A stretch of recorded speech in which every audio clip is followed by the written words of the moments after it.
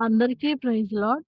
Friends, మనం ఒక్క నిమిషంలోనే స్థిరపరచబడాలంటే, స్థిరపరచబడటం అంటే ఇల్లు, స్థలాలు, పొలాలు, ధనము కలిగి ఉండటం. అది ఒక్క నిమిషంలో సాధ్యపడుతుందా? మన శత్రువులతో దేవుడే యుద్ధము చేయాలంటే,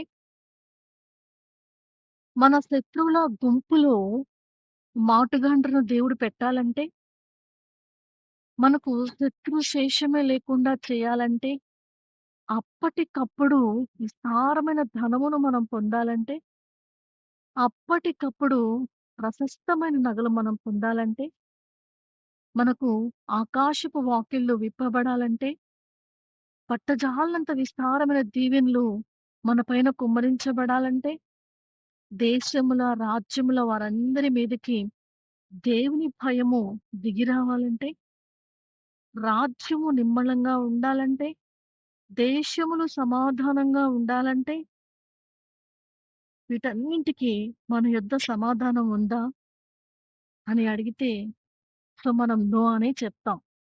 మన దగ్గర ఆన్సర్ లేదనే చెప్తాం.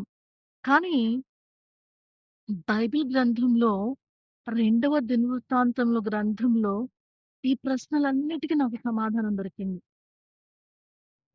2వ దినవృత్తాంతముల గ్రంథము 20వ అధ్యాయము 21 వచనము, 22 వచనాలు మనం ఒకసారి చదివినట్లయితే, మరియు అతడు జనులను హెచ్చరిక చేసిన తరువాత యెహోవాను స్తుతించుటకు గాయకులను ఏర్పరచి, వారు పరిశుద్ధాలంకారములు ధరించి సైన్యము ముందర నడుచుచు, యెహోవా కృప నిరంతరముండును, ఆయనను స్తుతించుడి అని స్తోత్రము చేయుటకు వారిని నియమించెను.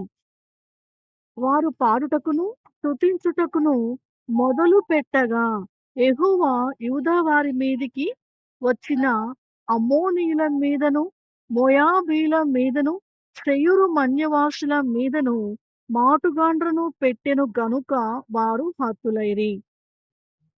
ఈ వాక్యంలో మనము గమనించినట్లయితే, వారు చేసిందేంటి? వారు పాడుటకును, స్తుతించుటకును మొదలుపెట్టగా. జస్ట్ వాళ్ళు మొదలుపెట్టారండి. కానీ దేవుడు యుద్ధాన్ని ముగించేశాడు. ఈ అధ్యాయం అంతా మనం ఒకసారి చదివినట్లయితే, ఆరంభంలో మనకున్న క్వెషన్స్ ఉన్నాయి గదా! వాటన్నిటికి ఆన్సర్ ఉందండి. దయచేసి అందరూ చదవండి.